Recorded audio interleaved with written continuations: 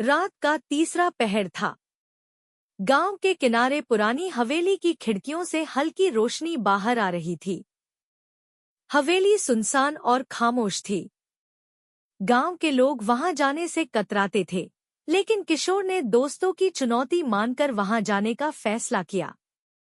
किशोर ने चरमराते दरवाजे को धकेला और अंदर घुसा। घुप्प अंधेरे में बस एक कोने में पुरानी लालटेन जल रही थी।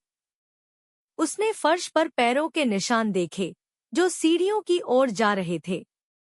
बिना डरे वह सीढ़ियों पर चढ़ने लगा। ऊपर पहुंचते ही उसने एक दरवाजा देखा जो आधा खुला था।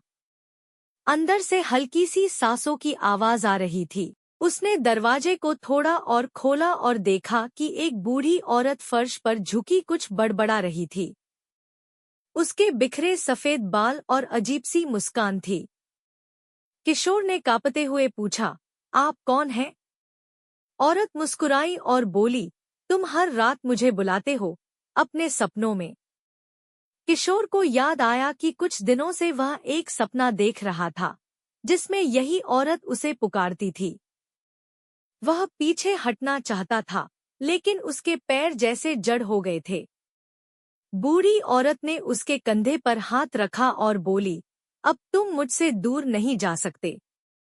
कमरे में उसकी धीमी हंसी गूंज उठी, जो धीरे धीरे खामोशी में बदल गई। अगले दिन गांव वालों ने हवेली में सिर्फ एक जली हुई लालटेन और मिट्टी के निशान पाए।